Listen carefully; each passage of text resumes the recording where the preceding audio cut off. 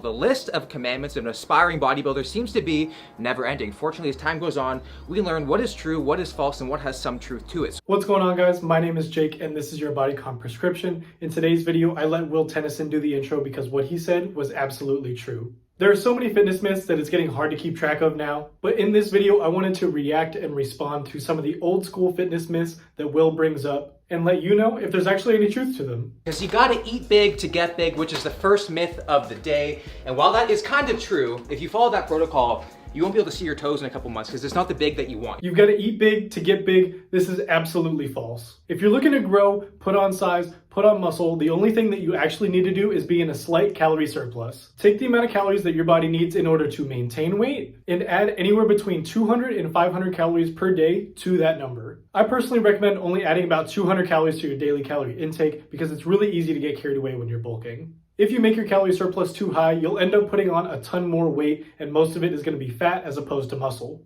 Which leads me to myth number 2, is that you need BCAAs to build muscle. You do not, because there's BCAAs in my eggs, there's BCAAs in the food that you eat. You need BCAAs to build muscle. This is actually true, but hold on, that doesn't mean you need to go run out to Vitamin Shop or GNC to go pick up yourself a tub of BCAAs. BCAAs are important for building muscle, but so are the other essential amino acids. In short, proteins build muscle, amino acids make up proteins, therefore, amino acids build you muscle. But the reason that you don't necessarily need to go out and buy a tub of BCAAs is because they're actually a really redundant supplement. If you already eat animal-based protein sources, there's a high chance that you're already getting a sufficient amount of amino acids in your diet. The only population that can really benefit from an amino acid supplement is if you're on a plant-based diet. Plant-based protein sources only have some amino acids in them. They don't necessarily have complete protein sources like an omnivorous diet would. Myth number 3 is that protein is the only macro that matters. Protein isn't the only macronutrient that matters. Even though you hear everyone talk about protein, there are other things that you need to consider in your diet as well. Like healthy fats. Healthy fats are important for regulating your hormones, which is why when you go on an aggressive diet and take away your fats, your sex drive goes down, your brain doesn't function as properly, and your energy goes down. Speaking of energy, carbs are super important for your short-term energy because glucose in the body helps fuel our workouts as well as our day-to-day activities. Everyone always wants to talk about macronutrients, but no one wants to talk about their micronutrients. Our micros are just as important for building muscle because our micronutrients help with the absorption of our macronutrients. And on top of that, most people get their micronutrients in from fruits and vegetables, which tend to have a lot of fiber in them, which is also something that you should focus on. So my next myth is that you gotta be eating protein constantly every few hours or else you're gonna lose muscle. Eating protein every few hours should be considered more of a recommendation rather than the word of the fitness gods. However, eating protein every few hours will help you feel full, which if you're dieting can be a really good thing. Also, spreading your protein throughout the day will make it a lot easier on your digestive system because it won't have to break down large amounts of protein at one time. This leads me to my next myth, is that there's some supplements out there that you can gain 10 pounds of muscle in a month. Supplements that claim to pack on tons and tons of muscle are most likely lying to you. Now, there are certain supplements that can marginally increase your ability to build muscle, but a lot of times those come with a very high price tag. Instead of focusing on what supplements build you the most muscle, you should be focusing on training hard in the gym,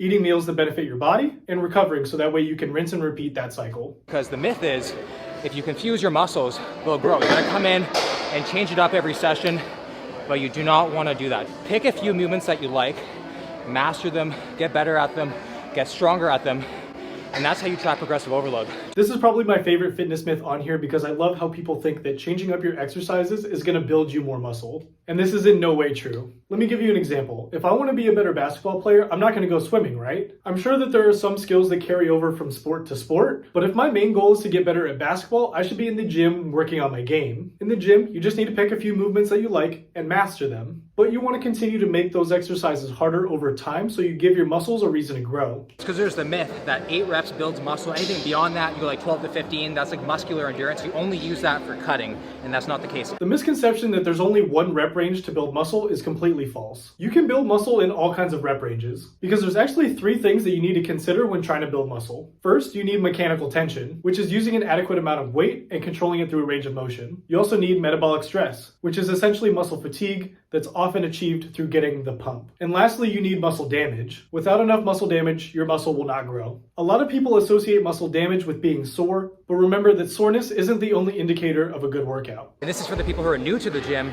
and that is, you gotta train to failure every set. The more that you do, the better. Training to failure every set is a really good way to keep yourself out of the gym. When you train to failure, your muscles are gonna be so damaged that your body is gonna be forced to stay out of the gym because it still needs more time to recover. Don't get me wrong, training to failure can be good for intensity from time to time, but remember, if you wanna grow, you need to find a training volume that your body needs in order for it to break down, so that way it can keep growing. But you don't want to do so much damage that it's going to take your body a week to recover from.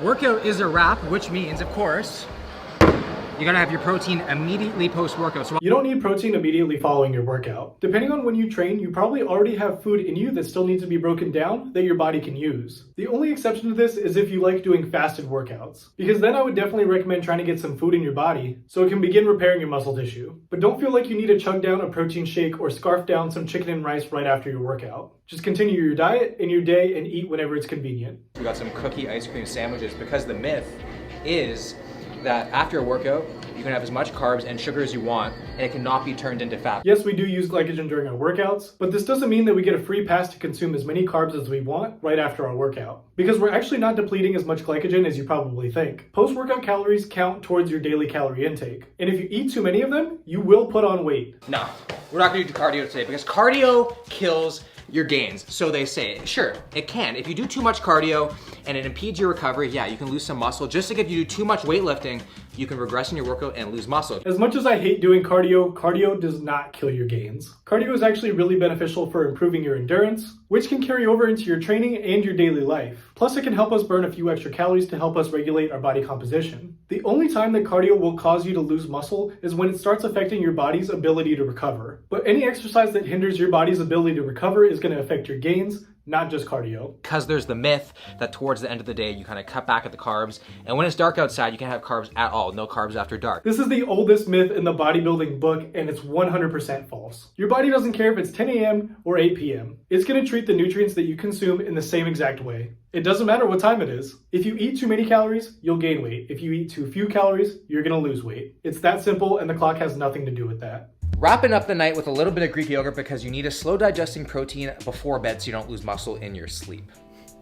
See how complicated people make fitness? Don't overcomplicate your nutrition. Whatever diet you choose to follow, stick with that. Having a slow digesting protein at night is not going to be the difference maker in your body's ability to build muscle or lose fat while you sleep. Your results are going to be the product of effort and consistency in your diet and training. So don't think you're leaving gains on the table just because you're not having a slow digesting protein right before you go to bed. That was a lot of fitness myths, but we got through them all, and I'm glad that as popular as Will Tennyson is, he's still giving out honest and truthful fitness advice. And I'll go ahead and leave his link down in the description. But that's all for this video. I want to thank you guys for watching. I'll catch you in the next one.